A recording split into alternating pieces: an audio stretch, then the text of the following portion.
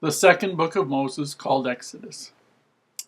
Now these are the names of the children of Israel, which came into Egypt. Every man and his household came with Jacob: Reuben, Simeon, Levi, and Judah; Issachar, Zebulun, and Benjamin; Dan and Naphtali; Gad and Asher.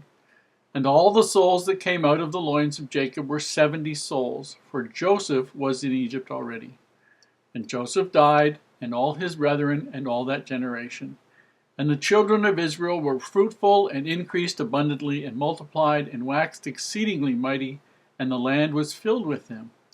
Now there arose up a new king over Egypt, which knew not Joseph. And he said unto his people, Behold, the people of the children of Israel are more and mightier than we.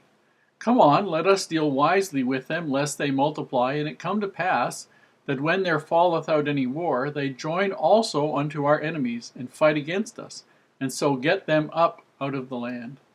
Therefore they did set over them taskmasters to afflict them with their burdens, and they built for Pharaoh treasure cities, Pithom and Ramesses. But the more they afflicted them, the more they multiplied and grew, and they were grieved because of the children of Israel.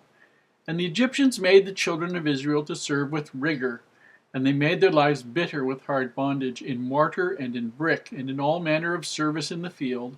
All their service wherein they made them serve was with rigor.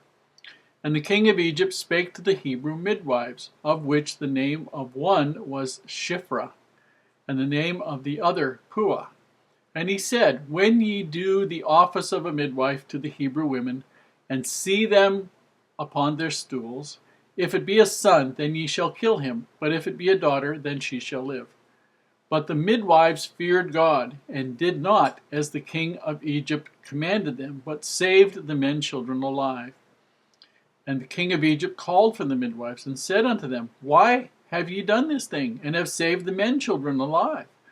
And the midwives said unto Pharaoh, Because the Hebrew women are not as the Egyptian women, for they are lively, and are delivered ere the midwives come in unto them. Therefore God dealt well with the midwives, and the people multiplied, and waxed very mighty. And it came to pass, because the midwives feared God, that he made them houses. And Pharaoh charged all his people, saying, Every son that is born ye shall cast into the river, and every daughter ye shall save alive. As we're looking at this, there's one thing you need to keep in mind. And that is that the Lord will always take the very worst circumstance, and if possible, and usually is possible, will make something good out of it. The promises that God made to Abraham required something to happen that hadn't happened thus far. We saw that when Jacob entered Egypt, all he was able to bring total was 66 people with him, plus himself. And Joseph and his 2 sons were there. There were 70 people. That was it. That was the sum total of all of them. That's not much of a people. They needed to multiply and become a large nation. Now, all of the timing of this worked towards making that happen. And just as Joseph saw the hand of God in all of the things that happened to him, going to work for Potiphar, going to the jail, interpreting the dreams for the baker and the butler and all of those sorts of things. This is another case where if you are not open to thinking about it, you would assume this was all bad news. Now, serving with rigor meant serving under the whip of a taskmaster. It meant being a slave. It meant having... you weren't sort of a contractor doing your own job, making lots of money.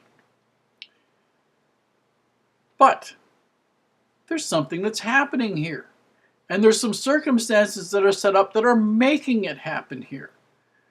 What we see is that from the group of people that were existing, all of a sudden these people are being fruitful and multiplying.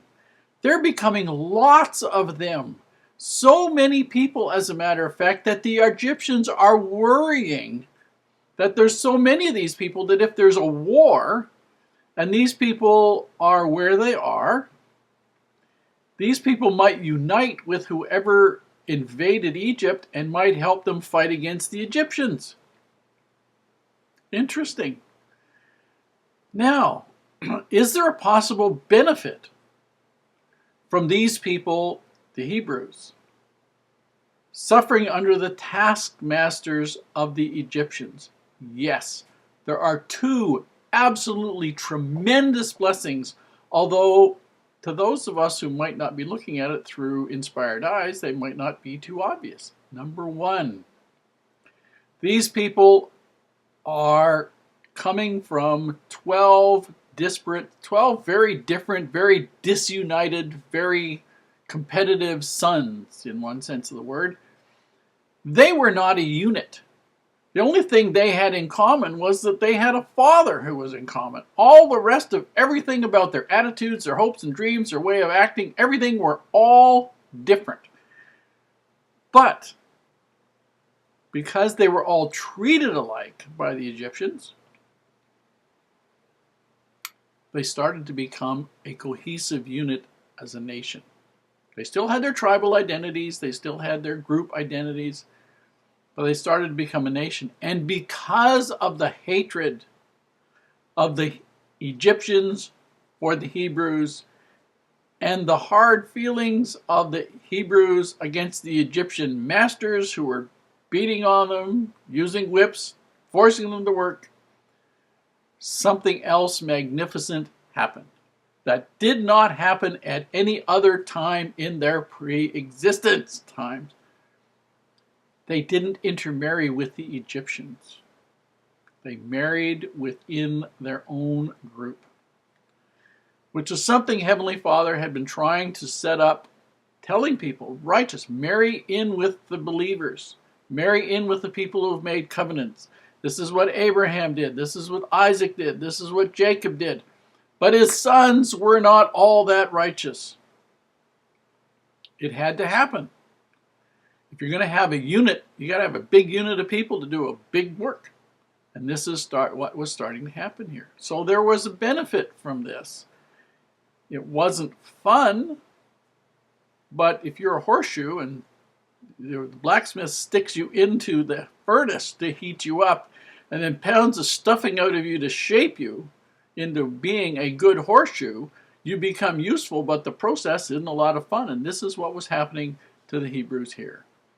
There was lots of good stuff happening. We're just going to see it later on. One other thing here that's really very important that we need to comment on and not lose is, once again, the women, in this particular case the midwives, come to rescue the people. Pharaoh gives instructions to the midwives that when they go and act as midwives and the Hebrew women are going to have their babies, if they see it's a boy child, they're supposed to kill the boy child. Let the girl children live. And it says, and these midwives feared God. What it means is that these women understood something. They were not supposed to be killers. Didn't make any difference who told them. Supposedly Pharaoh was God on earth, but he wasn't God. And they feared God more than they feared Pharaoh. And they feared God more than they feared Pharaoh killing them. That was courage. And they told him, hey, these Hebrew women aren't like these Egyptian women. You know, they're lively. The Hebrew women, they just have the babies and they're gone. We don't. Everything's happened before we get there. You need to understand the Pharaohs didn't want to have any killing on their own hands. They didn't want to be responsible for it. They would give it to somebody else to do, but they didn't want to be responsible for it. And so that posed a problem for them. But because of the courage of these women, right in the very beginning, you know how Moses included that in there. He included the names of two of the midwives. I'm sure it wasn't just two midwives. Included the names of two of the midwives. These were women of true courage. As a lot of women are. Very important part of it. You don't want to leave it unnoticed.